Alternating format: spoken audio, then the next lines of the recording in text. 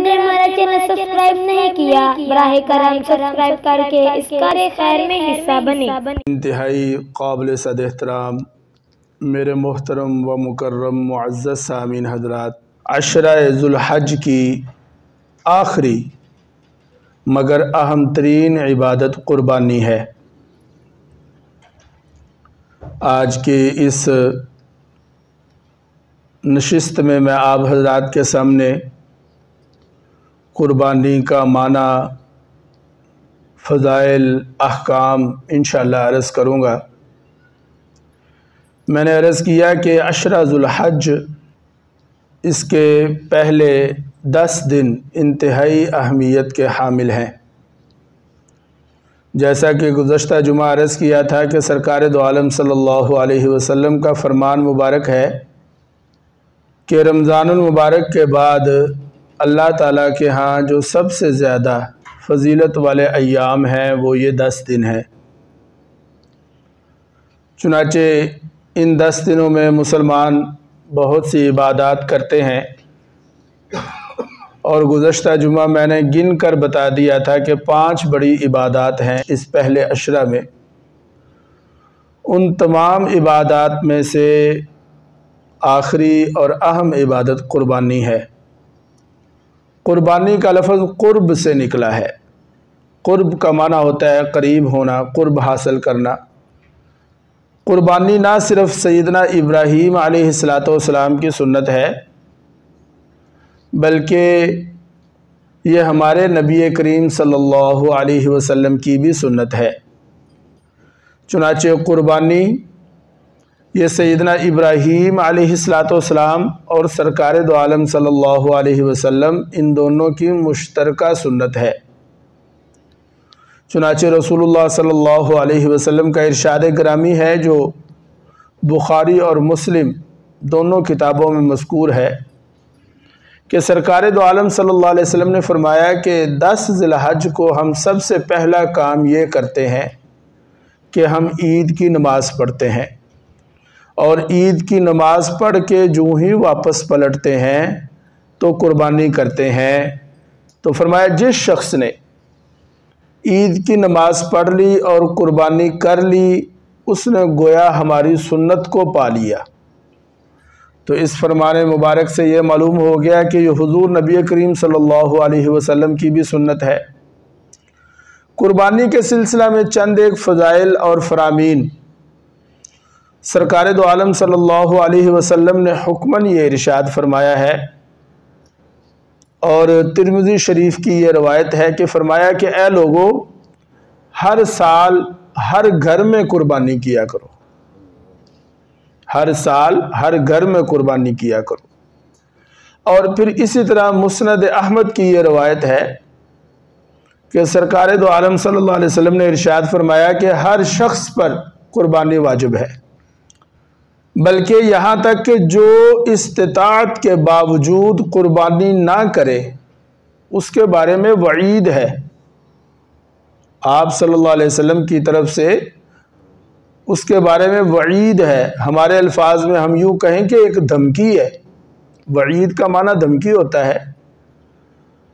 चुनाचे इस्तिताअत के बावजूद कुर्बानी ना करने वालों के बारे में जो मुस्नद इमाम अहमद इब्न हम्बल की रवायत है वो ये है, फरमाया कि जो इस्तिताअत के बावजूद कुर्बानी ना करे वो हमारी ईदगाहों में ना आए।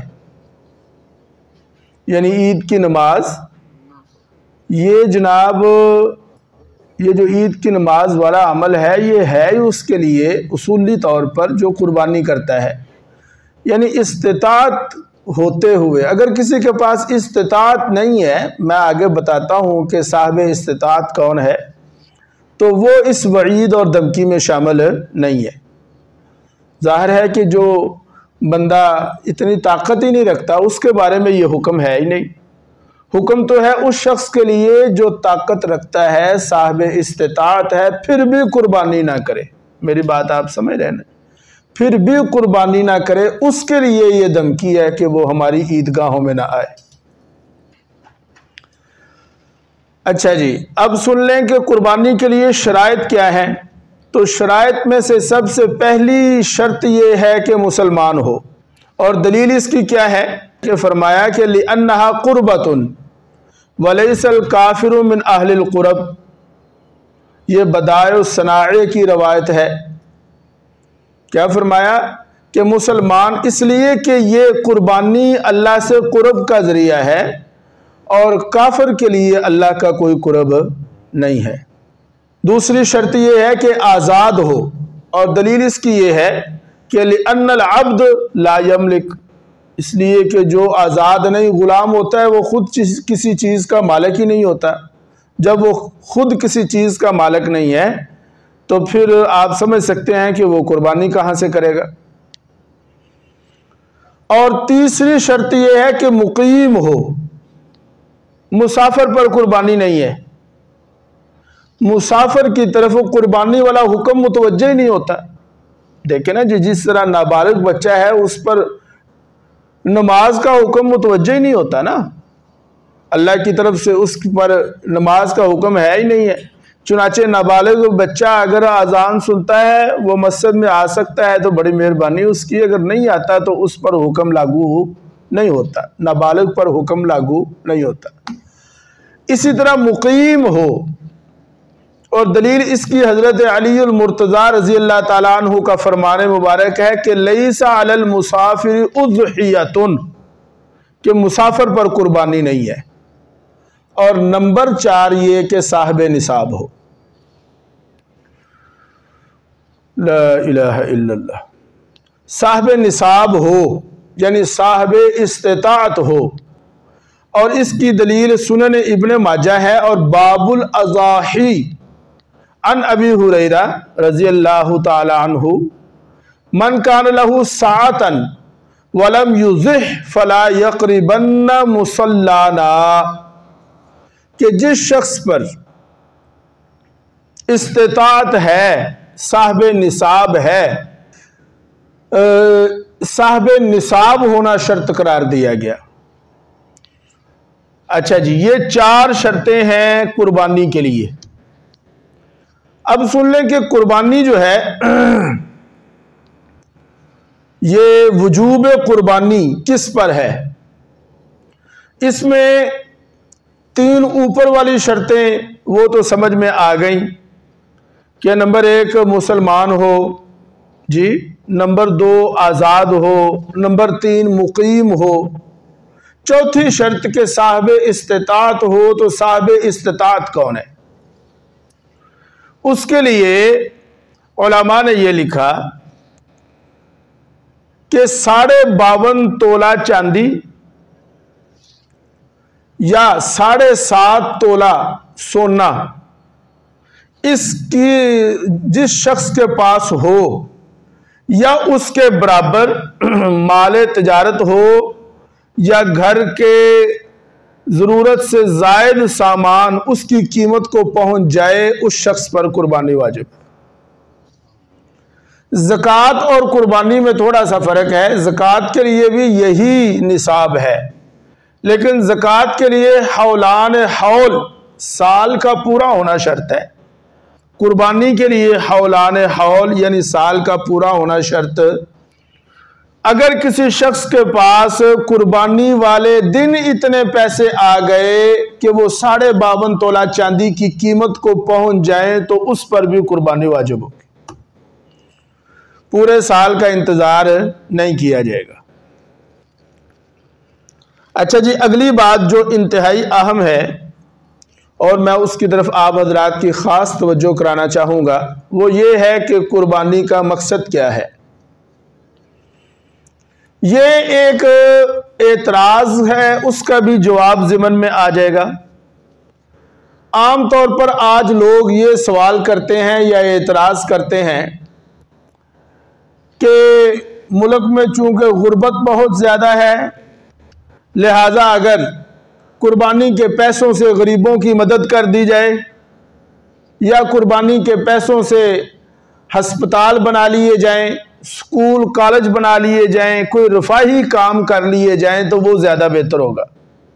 ये आम तौर पे एतराज़ किया जाता है। मैं ये कहता हूँ कि ये एतराज वो लोग करते हैं जो शरीयत के मिजाज को ही नहीं समझते। देखें, रफाही कामों के लिए अल्लाह ताला ने ज़कात को मुकर्रर फरमाया है। चुनाचे ज़कात का मकसद है कि लोगों के काम आए पैसे, लोगों की ज़रूरियात, गुरबा की ज़रूरियात पूरी हों। गोया कि ज़कात का मकसद है गुरबा की रियायत, गुरबा की रियायत। कुर्बानी में मकसद गुरबा की रियायत नहीं। तवज्जो कर लें, कुर्बानी में मकसद गुरबा का ख्याल रखना नहीं।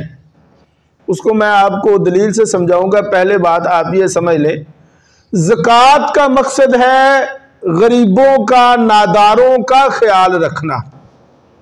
कुर्बानी में मकसूद गरीबों नादारों का ख्याल रखना है ही नहीं। जब कुर्बानी से मकसूद गरीबों और नादारों का ख्याल रखना है ही नहीं, तो फिर ये बात कैसे कही जा सकती है कि गरीबों को पैसे दे दिए जाएं, कुर्बानी ना की जाए। अब कुर्बानी से मकसूद क्या है? चुनाचे फुकहा ने लिखा कि कुर्बानी से मकसूद है इराक़तुद्दम, खून बहाना। कुर्बानी से मकसूद क्या है? खून बहाना। कुर्बानी से मकसूद गुरबा की खिदमत नहीं, और गुरबा की खिदमत के लिए शोबा ज़कात है। असल बात यह है कि हम ज़कात नहीं देते। क्यों जी? मैं ये दावे से कहता हूं कि अगर पूरे मुल्क के तमाम वो अफराद जिन पर ज़कात फ़र्ज है, उशर फ़र्ज है, अगर वो अपनी ज़कात निकाले, उशर निकाले, तो फिर पूरे मुल्क में शायद कोई गरीब ना बचे। उधर से हम ज़कात निकालते नहीं या अपनी फसल से उशर देते नहीं है, और जब कुर्बानी की बारी आती है तो फिर इधर बातें करते हैं। अच्छा, इस बात को मैं थोड़ा सा और वाज़ेह करता हूं। फुकाहा ने लिखा कि ज़कात में बुनियाद बनाया जाएगा चांदी को। किसको जी? चांदी को। यानी दो निसाब है ना जी, एक सोने का एक चांदी का, तो बुनियाद किसे बनाए? एक आदमी के पास सोना भी है, एक आदमी के पास चांदी भी है, तो वो ज़कात की अदायगी के लिए बुनियाद किसे बनाए? सोने के निसाब को देखे या चांदी के निसाब को देखे? तो फुकाहा ने लिखा कि जनाब, जब हम ज़कात देंगे तो उस वक्त हम बुनियाद बनाएंगे चांदी के निसाब को। किसको जी? चांदी के निसाब को। चुनाचे आज का जो रेट है, वो चांदी का जो आज का रेट है 52.5 तोला चांदी, वो तकरीबन 88,000। ये 2-3 दिन पहले मैंने रेट नोट किया बाकायदा ऑनलाइन, उससे तकरीबन 88,000 बनता है। अब जिस शख्स के पास 52.5 तोला चांदी है, या इसके बराबर, इसकी मालियत के बराबर माले तिजारत है, या इसकी मालियत के बराबर घर में जरूरत से जायद सामान है, वो क्या करेगा? ज़कात देगा। क्यों जी? वो क्या करेगा जी? ज़कात देगा। 40वां हिस्सा ज़कात का। अब ये 40वां हिस्सा जो ज़कात का है, इसके लिए चांदी को निसाब या बुनियाद इसलिए बनाया ताकि ज्यादा से ज्यादा गुरबा की मदद हो सके। क्यों भाई? देखे ना जी, मैंने कहा कि चांदी जो है वो निसाब के मुताबिक हो, वो बनता है तकरीबन 1 लाख रुपया, और अगर सोने को बुनियाद बनाया जाएगा तो 7.5 तोला सोना कितने का बनेगा जी? तकरीबन 8-10 लाख रुपया। तो अब आप मुझे बताएं कि अगर सोने को हम बुनियाद बनाएंगे तो ज़कात देने वाले फिर कम होंगे ना। ज़ाहिर जिसके पास इतना 10 लाख रुपया होगा वो ज़कात देगा। ज़कात में बुनियाद बनाया किसको? चांदी को। किसको जी? चांदी को, ताकि ज़कात देने वाले ज्यादा हो। ज़कात देने वाले क्या हो, ज्यादा हो। जितने लोग ज्यादा ज़कात देने वाले होंगे उतना ही गुरबा का और मसाकीन का भला होगा, नादारों की खिदमत होगी, नादारों का ख्याल रखा जाएगा, उतना ही ज्यादा होगा। लेकिन कुर्बानी के अंदर मैंने कहा बुनियाद देखें, सोने के निसाब को भी हम मद्देनजर रख सकते हैं, चांदी के निसाब को भी मद्देनजर रख सकते हैं, लेकिन मैंने कहा बुनियाद किसे बनाया जाएगा। उसके लिए फुकाहा ने लिखा कुर्बानी के अंदर हम बुनियाद चांदी को नहीं बनाएंगे, बल्कि कुर्बानी के अंदर हम बुनियाद बनाएंगे सोने को। क्यों जी? किसको बुनियाद बनाएंगे? सोना, कि 7.5 तोले सोना हो। अब आप इस बात को समझ सकते हैं कि अगर 7.5 तोले सोना होगा तो कुर्बानी देने वाले कम होंगे। क्यों जी? बोलते छोड़ो यार, कुर्बानी देने वाले क्या होंगे? कम होंगे। सोना है जिसको कुल 10 लाख होगा वो कुर्बानी देगा ना, कुर्बानी देने वाले कम होंगे। तुम कहते हो कि कुर्बानी के पैसे गरीबों को दे दो, गरीबों का ख्याल रखा जाए। शरीयत ये कहती है कि तुम्हारी बुनियाद निसाब में सोना होना चाहिए ताकि कुर्बानी देने वाले कम हो। अगर गुरबा का ख्याल रखना कुर्बानी में मकसूद होता तो शरीयत कहती कि इत्थे भी कुर्बानी देने वाले चोखे होने चाहिए देने ना, ताकि ज्यादा तो ज्यादा गरीबा का ख्याल रखा जाए।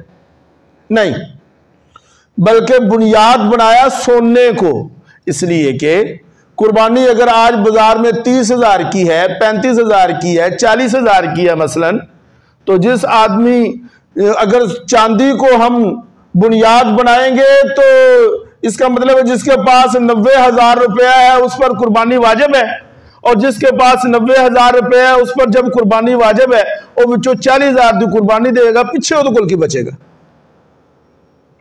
सोने में तो ठीक है कि 10 लाख रुपए है उसमें 40,000 की कुर्बानी दे दो, पीछे काफी पैसे हैं।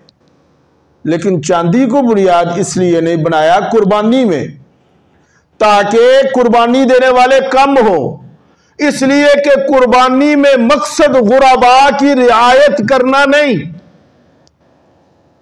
मैंने कहा ज़कात से मकसूद है गुरबा का ख्याल रखना, नदारों का ख्याल रखना, मस्कीनों का, यतीमों का ख्याल रखना, यह ज़कात से मकसूद है। कुर्बानी से गुरबा का, नादारों का, यतीमों का ख्याल रखना मकसूद ही नहीं, बल्कि कुर्बानी में मकसूद क्या है जी? अराक़तुद्दम, खून बहाना। क्या जी? खून बहाना। अब अगर ऐसा है तो फिर इसका मतलब यह है कि कुर्बानी देने वाले कम होंगे, मतलब यह है कि फिर किसी पर बोझ नहीं पड़ेगा। मेरी बात आप लोगों को समझ आ गई ना अच्छी तरह जी? अच्छा जी, देखें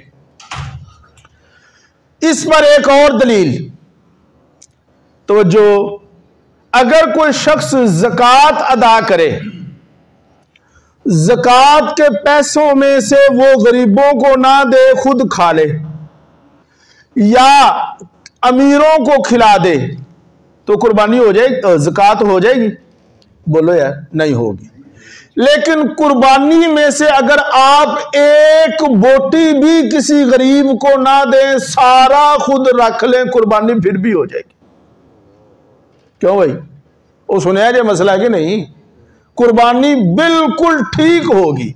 ये तो हक़ मुस्लिम है कि हम उसके 3 हिस्से करें, एक हिस्सा अपने लिए रखें, एक हिस्सा अपने ख्वाहिशां जिसे कहते हैं, और एक हिस्सा गुरबा के लिए रखें। लेकिन अगर कोई शख्स एक बोटी भी किसी को ना दे, कुर्बानी उसकी भी सही होगी, अदा हो जाएगी।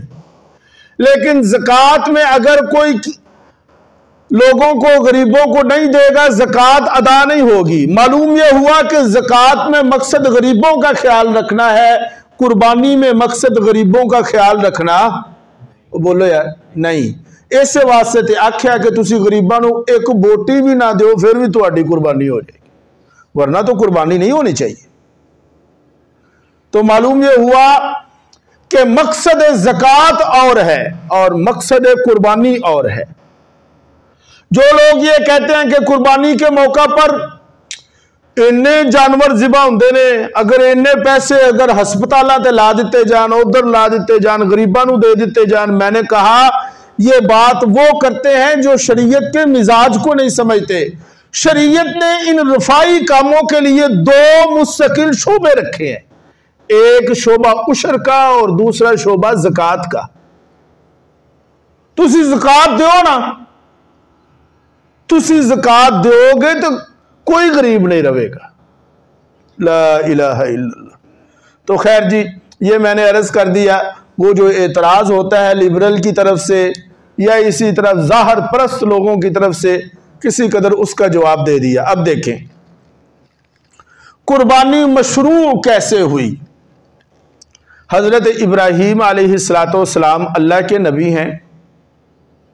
जब उन पर जुल्म हद से बढ़ गया तो फिर उन्होंने हिजरत की। शाम में के ये रहने वाले थे, वहां से फिर इन्होंने हिजरत की। ला इलाहा इल्लल्लाह।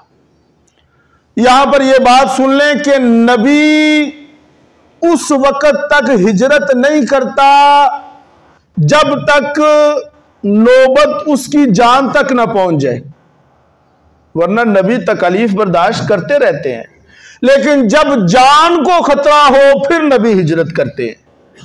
आप देखें सरकार दो आलम सल्लल्लाहु अलैहि वसल्लम ने मक्का मुकरमा में 13 साल मसाइब को बर्दाश्त किया, लेकिन जब अबू तालिब फौत हो गए और फिर आप सल्लल्लाहु अलैहि वसल्लम गोया के ऐसे अकेले रह गए, तो फिर काफिरों ने दारुन नदवा में इकट्ठे होकर मशवरा कर लिया, लो जी हुन किस्सा तमाम खत्म कर देना। चुनाचे जब मुशरिकीन मक्का ने आपको कत्ल करने की, माज़अल्लाह शहीद करने की ठान ली, तब आपने हिजरत की है मदीना की, वरना तकालीफ तो ताइफ में और उसके बाद बहुत थी। तकालीफ की वजह से हिजरत नहीं फरमाई। यहां भी सैयदना इब्राहीम अलैहिस्सलाम के साथ ऐसे ही हुआ। चुनाचे क्या हुआ, इन्नी ज़ाहिबुन। अच्छा जी, इब्राहीम अलैहिस्सलाम किथे जा रहे हो? फरमाया इन्नी ज़ाहिबुन इला रब्बी सयहदीन, मैं जा रहा हूं, बस अब अल्लाह है जो मेरी रहनुमाई करेगा। इन्नी ज़ाहिबुन इला रब्बी सयहदीन, अब अल्लाह है मेरी रहनुमाई करेगा। अच्छा जी,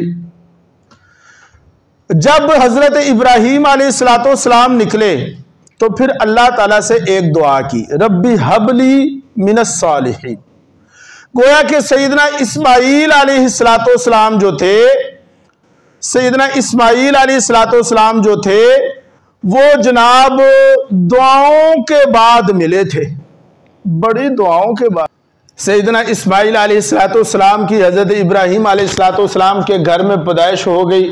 हजरत हाजिरा इनकी वालिदा है। और हजरत हाजिरा के बारे में यहां पर एक और बात सुन लें। यहूद ये कहते हैं कि हजरत हाजिरा कनीज थी। यहूद ये कहते हैं कि हजरत हाजिरा कनीज थी। नहीं, ये कनीज नहीं थी। असल में उनका ये कहने का मतलब मकसद ये है, वो ये समझते हैं कि आले याकूब हम है।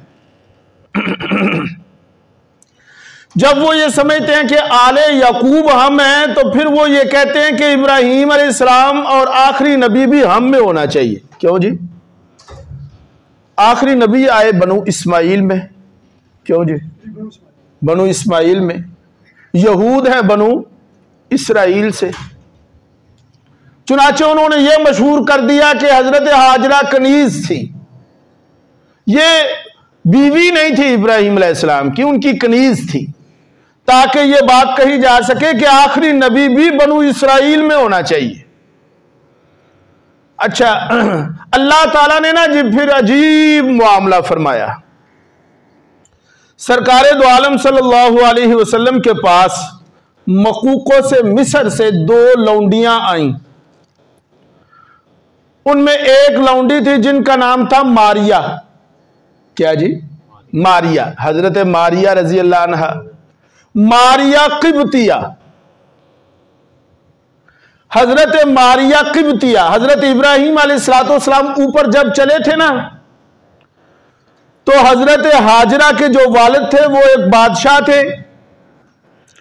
उस बादशाह ने अपनी बेटी हजरत हाजरा की इनके साथ शादी की, और वो बादशाह भी किब्ती था और अरबियुन नस्ल था।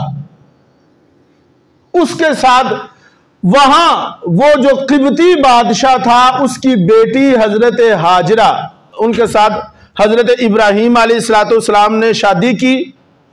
यहां पर मकूकत से मिस्र ने भी किब्ती खानदान से मारिया को भेजा, और मारिया जो आपकी कनीज थी, जब आपने उनके साथ निकाह किया तो उनके यहां उनके बतन से जो बेटा हुआ, सरकारे दो आलम सल्लल्लाहु अलैहि वसल्लम ने उसी तारीख को दोहराते हुए उस बेटे का नाम इब्राहिम रखा।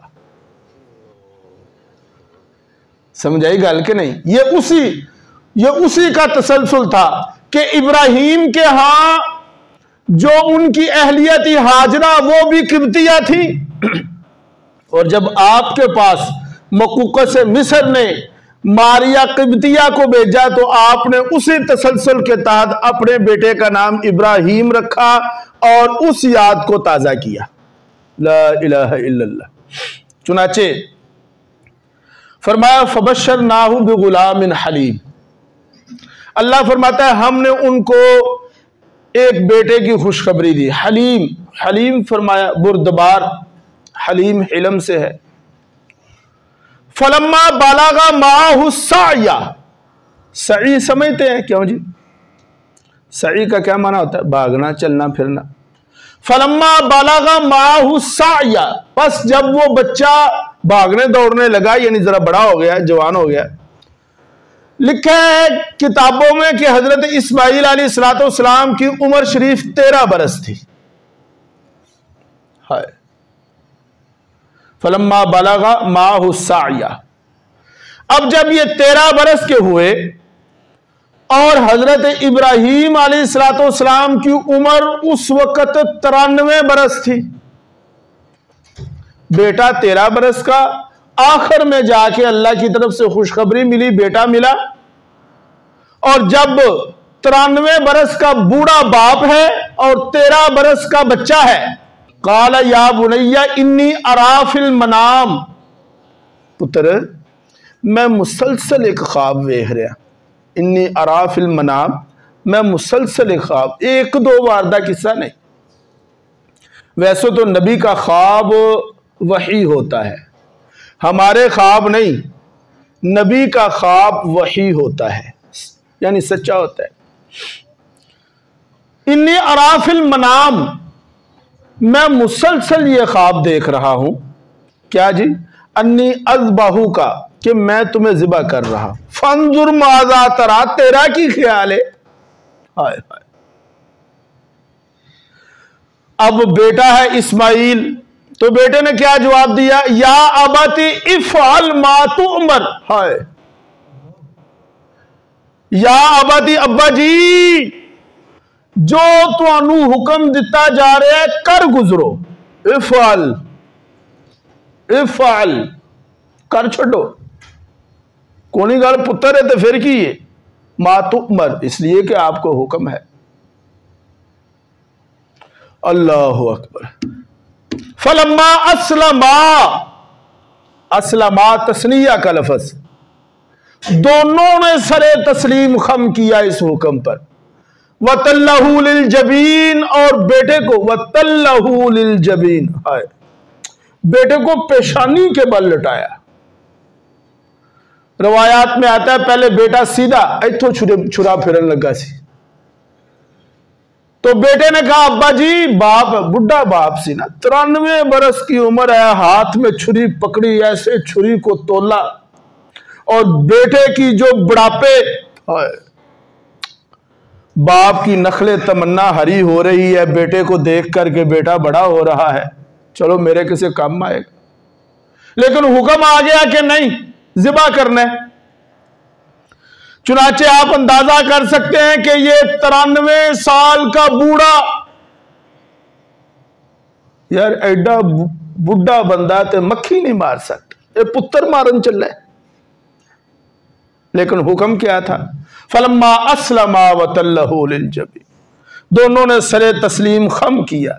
फिर जब सीधा लटाया, ऐसे छुरा फेरने लगे, तो बेटे ने कहा, अब्बा जी कितले तुहाडे हाथ कंब ना जान, मैनू उल्टा कर दो, ना आंखें मेरी आंखों में पड़ेंगी, ना आपका दिल कांपेगा, अल्लाह का हुक्म है। मुझे उल्टा उल्टा लटा दिया गया। तल्लहु लिल जबीन, जबीन तो माथे को कहते हैं ना, चेहरे के बल लेटे। वनादैनाहु अय्या इब्राहिम, जब छुरी फेरने लगे तो फिर आवाज आई, ए इब्राहिम कद सद्दक़्ता रुया, आपने ख्वाब को सच कर दिखाया। यहां पर एक बात ज़िम्नन सुन लें, असल कुर्बानी क्या है? तो जो है जी, असल कुर्बानी बाप और बेटे की दरमियान में गुफ्तगू है। ये दुम्बा तो उसका फिदिया है। क्यों जी? असल कुर्बानी तो वो सी ना जड़ा मुकालमा होया, क्यों वो पुत्र कर दईए, पुत्र ने आख्या ठीक है, अच्छा लेट जा भाई, बाप ने छुरी फड़ ली, तेज कर लिया उसे, ये तो दुम्बा आ गया, वरना बाप ने तो पुत्र नूं ज़िबा कर ही छड्डिया सी ना, ओदे लो तो हो गया ना। इसलिए असल कुर्बानी वो मुकालमा है जो बाप बेटे के दरमियान हुआ है, दुम्बा तो उसका फिदिया है। हमारा अलमिया यह है कि हम उस मुकालमे को आज भूल चुके हैं, सानू दुम्बा याद है सिर्फ, अजियाने कुर्बानी दुम्बा है, नहीं यार, दुम्बा तो हुक्म है, फिदिया है उसका। असल कुर्बानी तो वो है जो बाप बेटे का आपस में मुकालमा हुआ कि इताअत ही इताअत। कुर्बानी क्या थी? तो असल कुर्बानी क्या है कि अल्लाह के हुक्म के सामने सर झुकाना।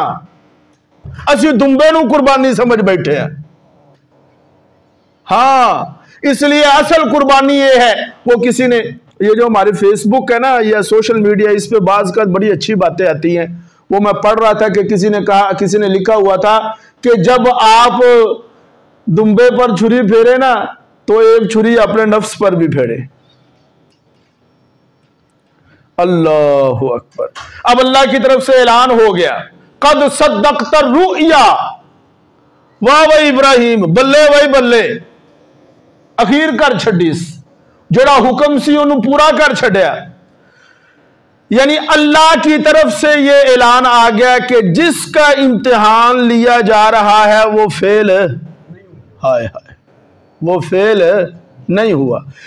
मतलब क्या है? अब मैं जरा थोड़ा सा यहां पे बात करूंगा। कद सद्दक़्ता रुया, ये जुमला ऐलान करता है कि जिसका इम्तिहान लिया जा रहा है वो फेल नहीं हुआ। खुद मुम्तहिन को, एग्जामिनर को बस करनी पड़ी है। एग्जामिनर पीछे हट गया, मुम्तहिन ही पीछे हट, वो इन्हें तो अखीर कर छड़ी। और आगे क्या फरमाया? इन्ना हाज़ा लहुवल बलाउल मुबीन, मुबीन बला, ए बड़ी वड्डी आजमाइश है, कोई छोटा जा कम नहीं, पुत्र को हाना कोई छोटा जा कम नहीं। इन्ना हाज़ा लहुवल बलाउल मुबीन, यानी मुम्तहिन खुद ये कह रहा है कि पर्चा मैं बड़ा मुश्किल सेट किया सी, पर्चा भी मैं चंगा टका के बनाया सी, लेकिन हल करने वाले भी कमाल ही कर छड़ी हैं। और फिर वतरकना अलैहि फिल आखिरीन, मुम्तहिन ने ऐलान कर दिया कि वाह भाई तू कमाल कर छड़िए। ते आगे की दस आख्या, वतरकना अलैहि फिल आखिरीन, गल इत्थे ही नहीं जे मुकनी, बल्कि हम क़यामत तक के लोगों को इस कुर्बानी का हुक्म दे देंगे, ताकि इब्राहीम अलैहिस्सलाम ने जो कुर्बानी की बेमिसाल तारीख रकम की है, उस तारीख पर हर साल, उस कुर्बानी पर हर साल जश्न मनाया जाए। यह है वतरकना अलैहि फिल आखिरीन। चुनाचे सरकार दो आलम सल्लल्लाहु अलैहि वसल्लम से पूछा गया, माही अल अज़ाही, या रसूलल्लाह ये कुर्बानी की है? फरमाया सुन्नत अबीकुम इब्राहीम, तो प्यो इब्राहीम दी सुन्नत जे।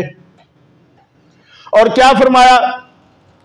अच्छा जी, फरमाया कि कुर्बानी करने वाला जिन्ने वाल होंगे जानवर दे ओनियां नेकियां मिलनगियां। लो जी भाई नुमान साहब, ये जो फरमाया ना कि ओनियां नेकियां मिलनगियां, इससे मुराद वाल नहीं, इससे मुराद वो बोलते छोड़ो बाल नहीं, बल्कि इससे मुराद है ला तादाद। क्या जी? ये मिसालें होती हैं। अच्छा मैं तो मिसाल देना हुण तुहाडा की ख्याल है कि एक बंदा है वो बाजार गया, उन्हें 50 लाख का जानवर खरीदया, 50 लाख का जानवर खरीदया। अल्लाह ताला की आखनगे चलो भाई फरिश्तो ये बाल गिनो। अच्छा चलो मान लिया, फरिश्ते बाल गिनन लग पे। अजी इसके ऊपर बाल हैं, 50 लाख का उसने जानवर खरीदा और इस पे बाल हैं मसलन 50 लाख। तो अल्लाह क्या फरमाएगा, चलो इन्हें 50 लाख नेकियां दे दो। जबकि दूसरी तरफ एक बंदा है वो बाजार से जानवर खरीद के आया 30,000 का, उन्हें किन्ने का खरीदे है, इनू किन्ने का मिले 30,000 का, इन्हें ले लिया छतरा, ओदे वाल होंदे ने चोखे। अल्लाह ने फरमाया गिनो भाई, फरिश्ते आख्या 1 करोड़, ते 30 लाख वाले 1 करोड़ नेकियां मिलनगियां, और 50 लाख वाले 50 लाख मिलनगियां, ते 30 लाख वाले करोड़ मिलनगियां। और नहीं यार, ये नहीं मतलब ला तादाद, यानी जो कुर्बानी करेगा ला तादाद नेकियां मिलेंगी, अनलिमिटेड नेकियां मिलेंगी उसे। अल्लाह ताला समझने की तौफीक अता फरमाए।